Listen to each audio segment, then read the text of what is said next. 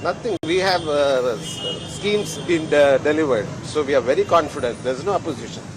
Thank you. Sir, one new 100% applicable. so one new party has come on. Whether it will affect in anything on this? No. Sir? Huh? There is no effect here. Not at all. And because he's contesting in two constituencies, and It shows the confidence of the leader. Yeah. Thank you. எங்களுக்கு schemes இருக்குங்க, எங்களுக்கு confidence இருக்கு, ஒன்றும் problem இல்லை. Thank you. சிறப்பாக இருக்கு. 100%. sir, can we expect all the good schemes in the upcoming elections? 100%. You have seen the manifesto, right? So it will be delivered. 520. It will be delivered. Even the 8,000 coupon, it is a new scheme that has been introduced by our chief minister. How will be the victory of DMK, sir? Very, very bright. It is very bright. We are very confident. Thank you. Thank you, sir.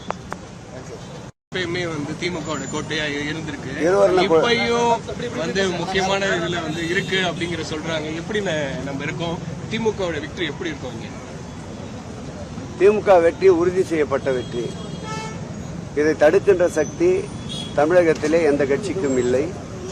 மாண்புமிகு மக்களின் முதல்வருடைய நலத்திட்டங்களை தான் நாங்கள் மக்களிடம் எடுத்துச் செல்கிறோம். ஆகவே கொடுக்கப்பட்ட வாக்குறுதிகளில் வாக்குறுதி அளிக்காத பல்வேறு திட்டங்களை வடசென்னை வளர்ச்சி திட்டத்தின் கீழ் கொண்டு வந்திருக்கின்றோம். குறிப்பாக 6000 கோடி ரூபாய் அளவிற்கு வடசென்னை வளர்ச்சி திட்டம் என்று ஒரு திட்டத்தை தீட்டி அதில் கிட்டத்தட்ட 60% பணிகளை நிறைவேற்றி தந்திருக்கின்றோம். மீதம் இருக்கின்ற 40% பணிகளை நிச்சயம் திராவிட மாடல் அரசு வந்தால்தான் நிறைவேறும் என்று வடசென்னை மக்கள் நம்புகிறார்கள். ஆகவே வடசென்னை வளர்ச்சி திட்டத்திற்காகவாவது வடசென்னையிலே இருக்கின்ற அனைத்து சூரியன் வேட்பாளர்களும் சட்டமன்றத்திற்கு செல்வார்கள். சென்னையில சில தொகுதிகளை கைப்பற்ற அவங்க சொல்றாங்க. 13 தொகுதிகள் கைப்பற்ற